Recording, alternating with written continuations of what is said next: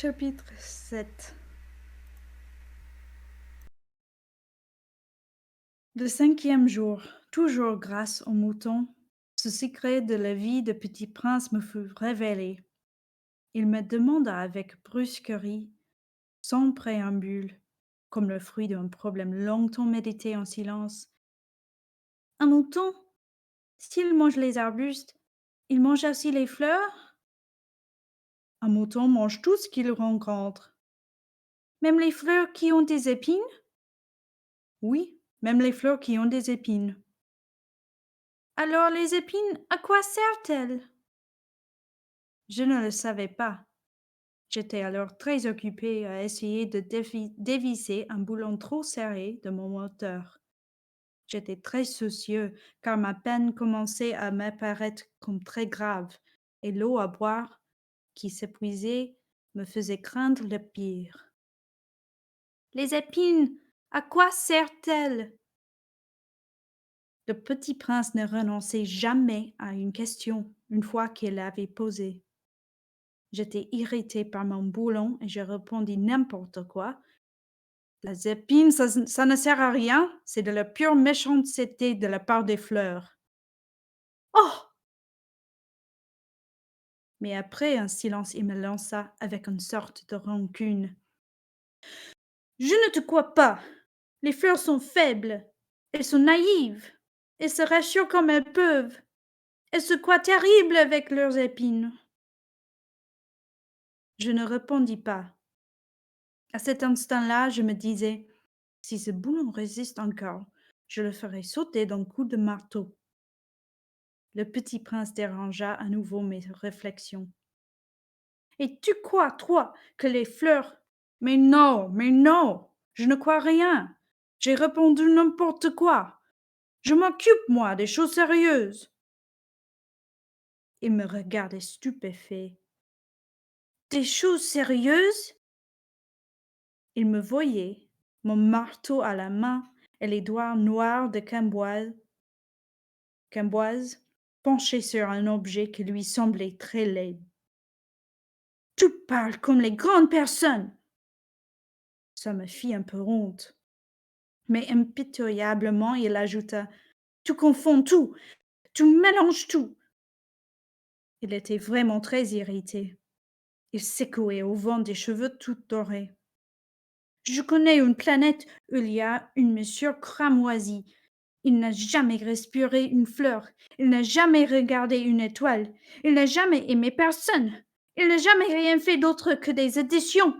Et toute la journée, il répète, comme toi: Je suis un homme sérieux. Je suis un homme sérieux. Et ça le fait gonfler d'orgueil. Mais ce n'est pas un homme, c'est un champignon. Un quoi? Un champignon! Le petit prince était maintenant tout pâle de colère. Il y a des millions d'années que les fleurs fabriquent des épines.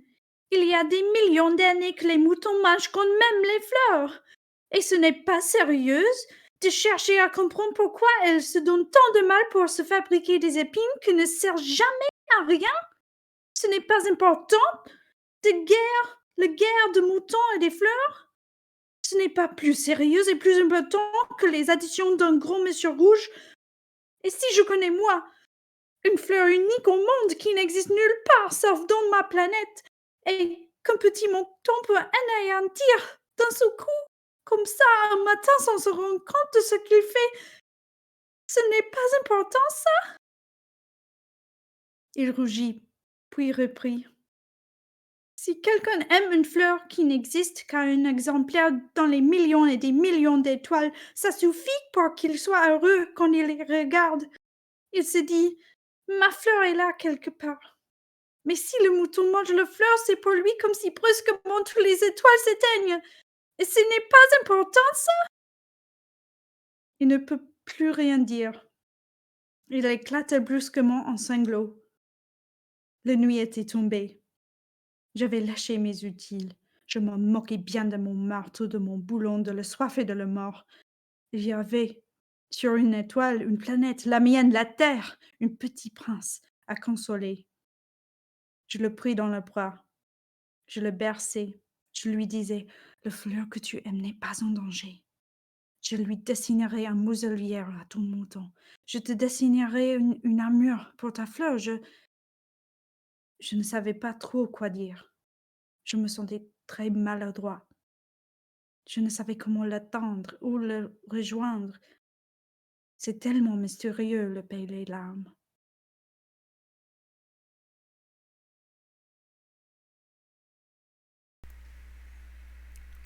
Getting lost in my buttons here. Purple Heart and Athalia, thanks so much for the raid. We're in the middle of World Read Aloud Day.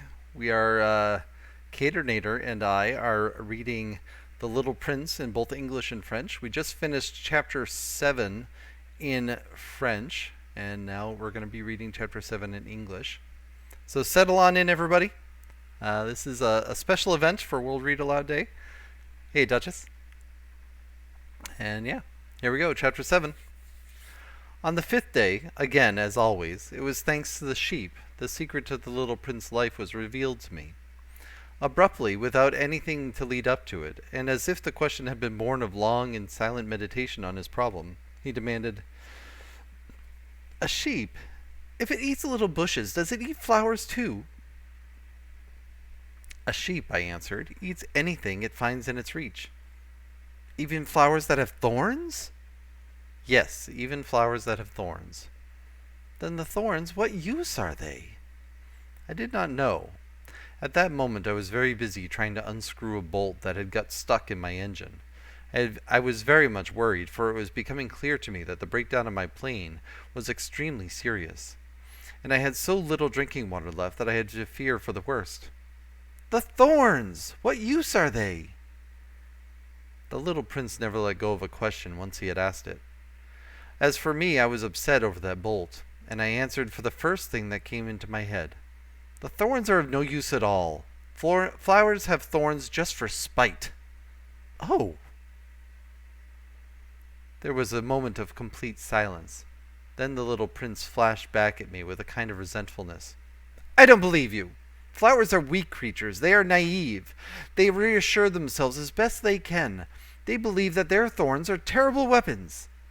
I did not answer. At that instant, I was saying to myself, if this bolt still won't turn, I am going to knock it out with a hammer. Again the little prince disturbed my thoughts. "And you actually believe that the flowers—" "Oh, no," I cried. "No, no, no. I don't believe anything. I answered you with the first thing that came into my head. Don't you see I am very busy with matters of consequence?" He stared at me, thunderstruck. Matters of consequence! He looked at me there, with my hammer in my hand, my fingers black with engine grease, bending down over an object which seemed to him extremely ugly. "You talk just like the grown-ups." That made me a little ashamed. But he went on relentlessly. "You mix everything up together. You confuse everything." He was really very angry. He tossed his golden curls in the breeze. "I know a planet where there is a certain red-faced gentleman. He has never smelled a flower. He has never looked at a star. He has never loved anyone. He has never done anything in his life but add up figures. And all day he says over and over, just like you, 'I am busy with matters of consequence.' And that makes him swell up with pride. But he is not a man. He is a mushroom." "A what?" "A mushroom." The little prince was now white with rage. "The flowers have been growing thorns for millions of years. For millions of years the sheep have been eating them just the same, and it is not a matter of consequence to try to understand why the flowers go to so much trouble to grow thorns which are never of any use to them. Is the warfare between the sheep and the flowers not important? Is this not of more consequence than a fat red-faced gentleman's sums? And if I know, I, myself, one flower which is unique in the world, which grows nowhere but on my planet, but which one little sheep can destroy in a single bite some morning without even noticing what he is doing, oh, you think that is not important?" His face turned from white to red as he continued. "If someone loves the flower of which just one single blossom grows in all the millions and millions of stars, it is enough to make him happy just to look at the stars. He can say to himself, 'Somewhere my flower is there.' But if the sheep eats the flower, in one moment all his stars will be darkened, and you think that is not important?" He could not say anything more. His words were choked by sobbing. The night had fallen. I had let my tools drop from my hands. Of what moment now was my hammer, my bolt, or thirst, or death? On one star, one planet, my planet, the earth, there was a little prince to be comforted. I took him in my arms and rocked him. I said to him, "The flower that you love is not in danger. I will draw you a muzzle for your sheep. I will draw you a railing to put around your flower. I did not know what to say to him. I felt awkward and blundering. I did not know how I could reach him, where I could overtake him and go on hand in hand with him once more. It is such a secret place, the land of tears.